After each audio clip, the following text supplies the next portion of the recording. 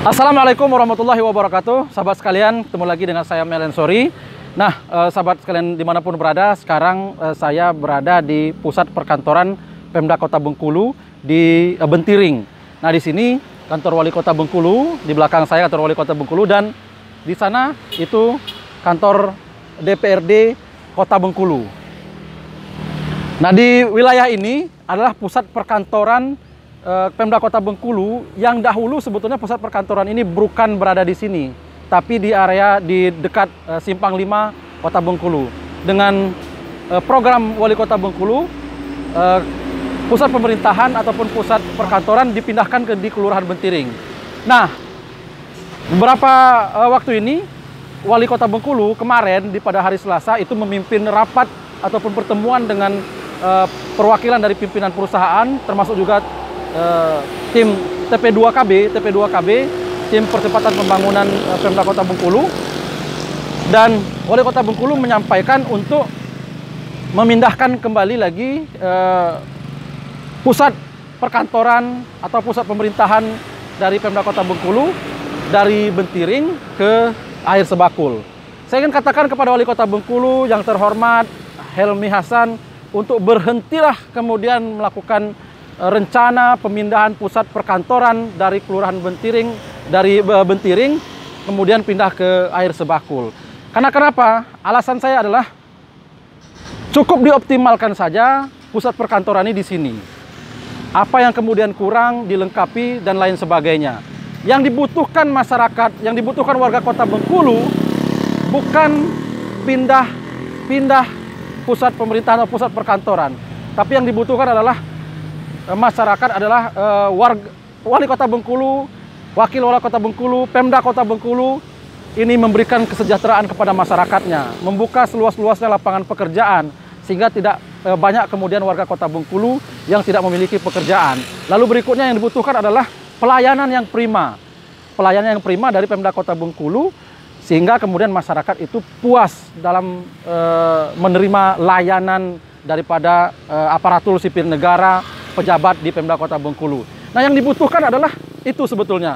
Dan yang paling penting juga adalah bagaimana Pemda Kota Bengkulu menyelamatkan aset-aset yang sudah banyak terbengkalai.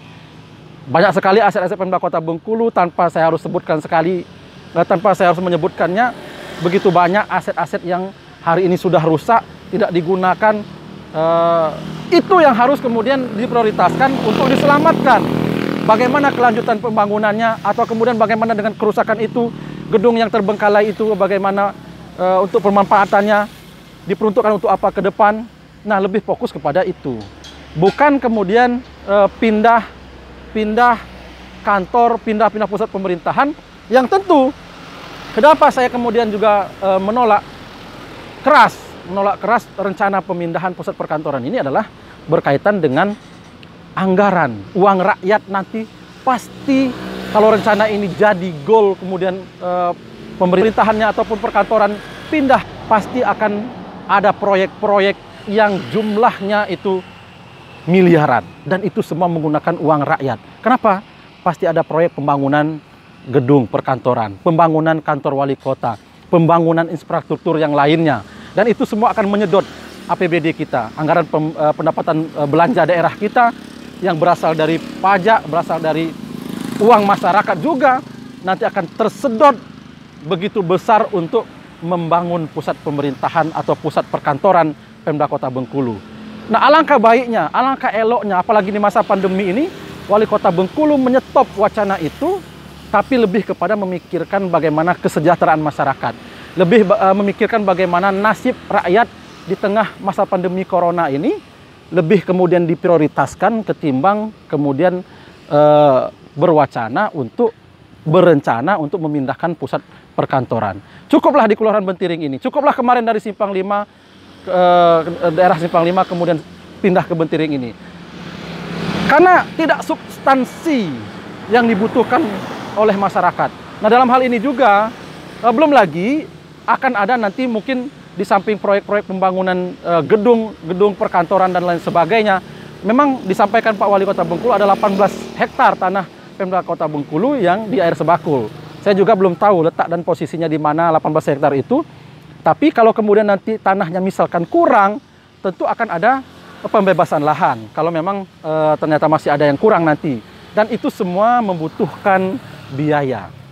Nah, dari mana biaya itu? Tentu dari uang rakyat juga.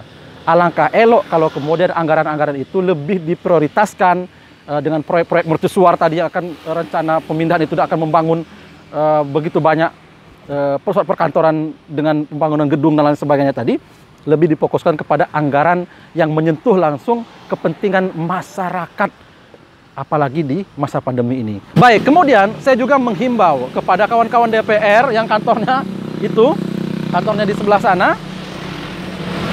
Nah, kawan-kawan DPR juga coba perjuangkan agar kemudian rencana Wali Kota Bengkulu ini, rencana Pemkot Bengkulu ini untuk memindahkan pusat perkantoran ke Air Sebakul, agar kemudian DPR juga menyampaikan pendapatnya untuk menyarankan kepada Wali Kota Bengkulu untuk berhenti mewacanakan itu, lebih berfokus kepada kesejahteraan masyarakat, berfokus kepada hal-hal yang substansi yang dibutuhkan oleh masyarakat hari ini.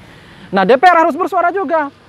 Kawan-kawan DPR, kita tunggu suaranya untuk kemudian menyuarakan agar jangan sampai rencana ini sebetulnya menjadi gol nanti. Sangat disayangkan sekali pusat perkantoran ini yang sudah ada di daerah sana juga, di seputaran sini juga pusat perkantoran sudah ada. Sangat sayang sekali kalau kemudian uang rakyat itu harus habis tersedot untuk pembangunan pusat perkantoran lagi. Dan berapa lama akan pemasukan pembangunan itu, lebih baik berfokus kepada yang lebih substansi lagi. Baik sahabat sekalian, demikian saran saya sebagai warga Kota Bengkulu. Demikian, assalamualaikum warahmatullahi wabarakatuh.